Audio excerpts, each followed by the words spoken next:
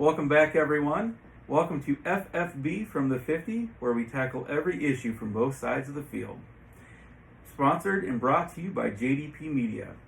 Today we have a fun episode for you. I'm going to talk about the first 2 fantasy football drafts I ever did. But before I do me a huge favor. Please hit the like and subscribe button along with the little bell icon if you're watching this on YouTube so you get our content every time we drop a video. All right, let's go. All right, so on the last episode, we talked a lot about knowing your league settings. Today, I want to explain to you why it's important. I want to share my story so you can learn from my mistakes and you don't have to make your own. I first started playing fantasy football back in 2008, and I joined a league of seasoned veterans. But I went in not knowing anything, and they weren't willing to tell me anything either. I went in completely green. So let's first talk about my draft prep going into it.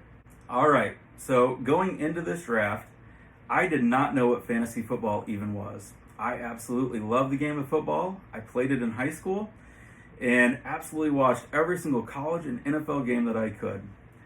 One of my colleagues, when I worked in banking, decided it would be good for me to join a fantasy football league and start working with other members of the community.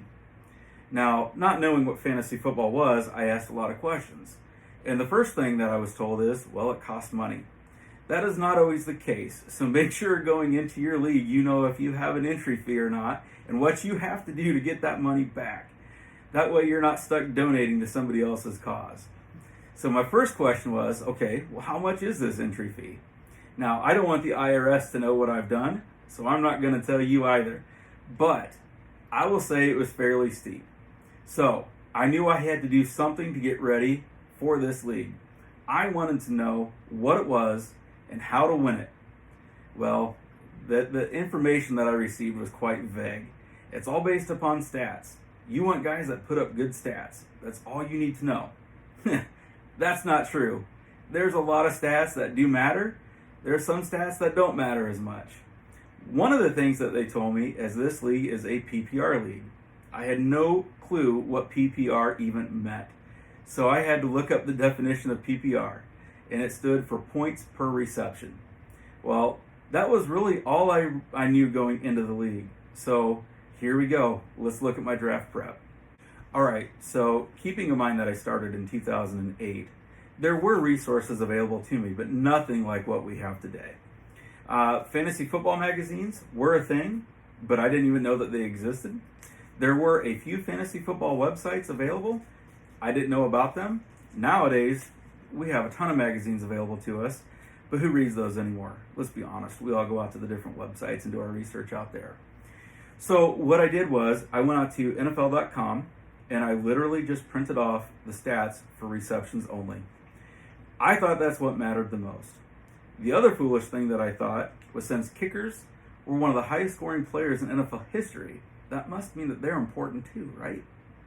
Also, defenses. I started looking in the league settings. They got points for everything. Every single tackle that they got. Every single sack that they got. Every single time they caused a fumble. Well, that wasn't exactly correct. Some of those things did score points for them. Tackles in my league did not. But giving up points, that counted for negative, and I didn't know that. So, all I had were some basic stats on kickers, defenses, and catches. All right, let's take a look at how bad it really was. All right, so of course, it was my first draft. So out of the 12 teams, I drew number 12. I got the last pick in my very first draft ever. Now, as you can see, I didn't start off too bad. Picked LaDainian Tomlinson with the first pick, which was the last pick of the first round, and that was a fantastic pick. We all know what LaDainian Tomlinson did. He was an absolute stud. My second pick was TJ Houshmandzadeh. I literally just picked him because of the amount of catches that he had the year prior. Was TJ Houshmandzadeh a solid player? Yeah. I mean, it's hard to argue against the production that he had. Should he have gone in the second round? Especially with the first pick of the second round? Definitely not. My third pick was Matt Hasselbeck. Way too soon to take a quarterback, but I didn't know what I was doing. I also thought, these quarterbacks, man, they're the ones putting up all the stats, they're getting all the points, so why not? My fourth pick was Jason Witten. Now, Right now, in a lot of drafts, it's not uncommon to see tight ends go early, but back in 2008, it was pretty rare. Jason Witten was coming off a season where he had nearly 100 receptions. You got to remember, that's all I was looking for. Now's where it gets good. And you can laugh at me if you want to, because I look back and laugh at myself too. In the 5th round, I took my first defense. And yeah, that's right, my first. I took 2. Clearly did not know what I was doing. So in the 5th round, I took my first defense. In the 2nd round, I took my backup quarterback. So at this point, I have a quarterback, I have 1 running back, 1 wide receiver, 1 tight end. I'm already drafting my kicker, my defense, my 2nd quarterback. I mean, this is embarrassing. I did fit Lindell White in there at pick 7. Wasn't a terrible pick. He actually did pretty well for me that year. He poached most of the goal line work from Chris Johnson, and he turned in a nice touchdown total for me, but obviously that's about all he did. In the 9th round, I took Derek Mason. He played for the Baltimore Ravens at the time, and he was coming off a 100-target year. I took Devin Hester in the 10th round as a complete homer pick. I'm a huge Bears fan. I hate to admit that, but I am. And Devin Hester, I thought, well, if nothing else, at least I'll get maybe some return touchdowns as well. But he was also expected to have a bigger role on the offense. In the 11th round, I took my 2nd defense because I don't know why. I can't justify that pick. In the 12th round, I took Arian Foster. And in the 13th round, I took Sean McDonald. The only thing that I can say in my defense is I did not know what waivers and free agency really were and how they worked. And I really thought I had to have players to cover my bye weeks. So let's talk about what some of those things are. Now, free agency is typically where you can go out and you can pick up a player, and it doesn't cost you anything except for a player that you've already got on your team. You're essentially swapping out a player on your team for a guy that's still out and on nobody else's team. Waivers are similar, except for waivers often run in order. Now, that is usually set by your league ahead of time. In some leagues, a waiver means whoever's in last place gets first priority. And in some leagues, it rotates and it's random. Other leagues, everybody starts at the beginning of the year, wherever they start, and you have to work through it and use your waivers creatively or wisely. So this is the team that I started with. I have my quarterbacks of Matt Hasselbeck and Jay Cutler, running backs LaDainian Tomlinson and Lindell White. We'll pretty much leave it at that because they're the only 2 productive ones that year. My wide receiver 1 was TJ Hushmanzada. My wide receiver 2 was Derek Mason. My tight end was Jason Witten. I would love to tell you that I had a solid flex play, but I did not. My starting defense actually ended up being Seattle that year, and my kicker was Stephen Gronkowski. As you can see, that's a pretty weak bench. So, how did I do? Well, believe it or not, that team actually finished 8-6. I did not make the playoffs. I did not win any of my money back. I donated all of it. But I learned a lot of lessons. So, let's take a look about how I turned those lessons into my team the next year. All right, so here's the next year. This is my 2nd year, 2009. This year I had the 1st overall pick, and I wanted to redeem myself from the year before. So with the 1st overall pick, I took Adrian Peterson. In the next 2 rounds, I focused on trying to get what I thought were going to be high-volume wide receivers. I grabbed Greg Jennings when he was with the Packers, Steve Smith Sr. when he was with the Panthers. I wanted to grab a highly productive quarterback in round 4. I chose Kurt Warner, who was with the Arizona Cardinals, putting up huge numbers to Larry Fitzgerald and to Anquan Bolden. In round 5, I went with my tight end, Greg Olsen. Rounds 6 and 7, I took a pair of Colts, Anthony Gonzalez, who was projected to be a PPR darling playing in the slot with Peyton Manning, and Donald Brown, the rookie running back. In round 8, I went ahead and took a backup quarterback, Carson Palmer. Round 9, Michael Crabtree. Rounds 10 and 11, I grabbed my defense and my kicker. And then rounds 12 and 13, I took, I would say, a flyer on 2 guys that I was fairly high on, Miles Austin and Willis McGahee. Flyers, just to real quick let you know what that stands for or what that means. Flyers are guys that you have a high opinion of that are drafted pretty late, that you feel like may way outproduce their average draft position, known as ADP. So those were two guys that I was pretty high on. I thought they could be productive, especially in the offenses that they were with. So in this league this year, my quarterbacks were Kurt Warner and Carson Palmer, a definite upgrade over the year before. My starting running back was Adrian Peterson. My starting wide receivers were Greg Jennings and Steve Smith. Greg Olsen was my tight end. And I had planned on going back and forth between Anthony Gonzalez and Donald Brown in my flex. So, as you can see, I used a lot more discipline grabbing my defense and my kicker late. I did grab a backup quarterback probably too early in the 8th round, but I had more bench depth. So how did I do this year? I finished 3-11 in last place in my league and walked out humble. I remember after the draft thinking, man, I've done so well. I've turned this thing around. I've learned my lessons. I'm going to win some money this year. Last place. So what went wrong?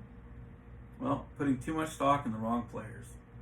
Anthony Gonzalez got hurt early in the year. That was the year that he got knocked out with a concussion.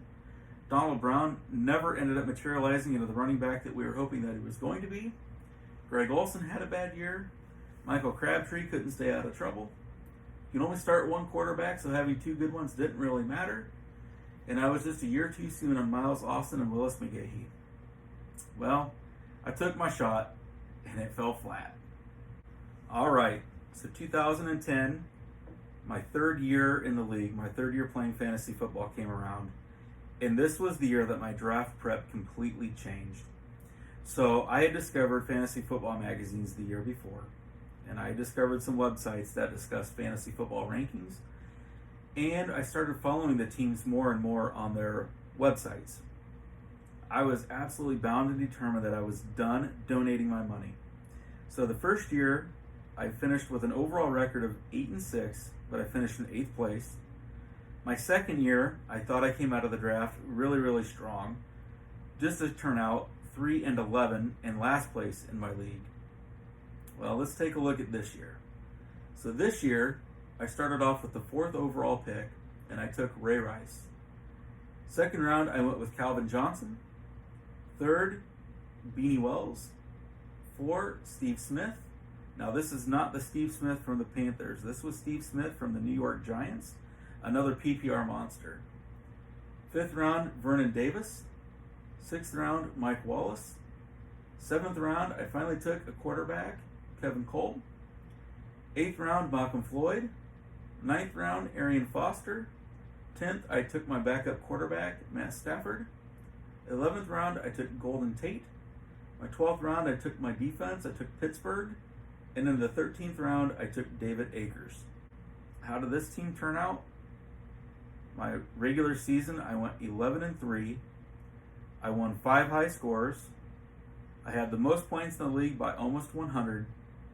I did finish second because in the fantasy championship league that year, Josh frickin' Freeman threw 6 touchdown passes against me. Otherwise, the championship would have been mine.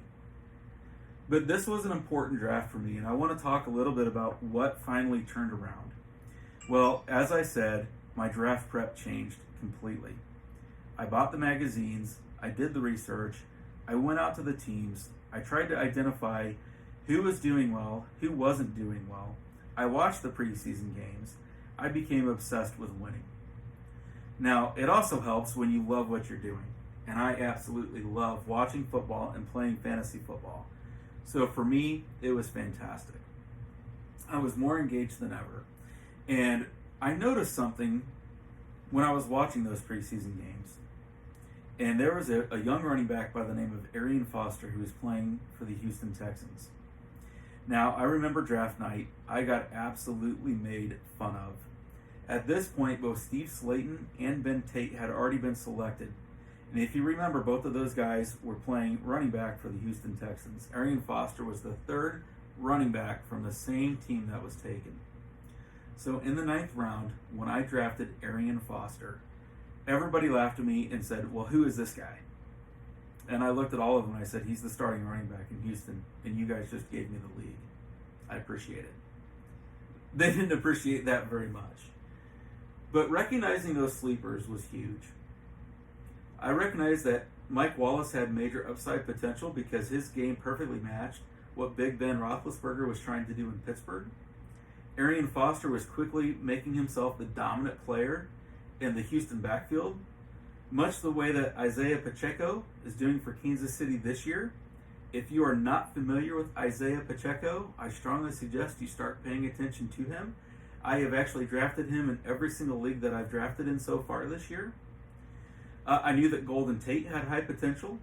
I watched him play football at Notre Dame. I knew what he was capable of, and we knew that Matt Stafford had a big arm. So I thought that was a perfect match. And then if you'll notice, I did something different this year. I waited until the final 2 rounds to take my kicker and my defense.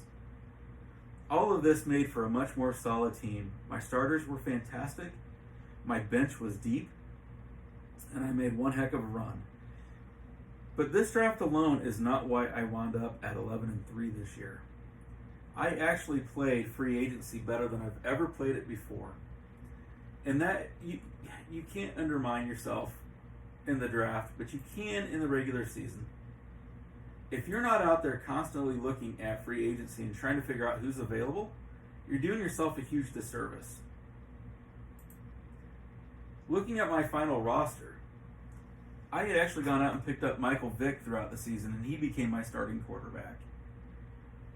I also went out and picked up a rookie tight end that nobody had ever heard of, named Rob Gronkowski.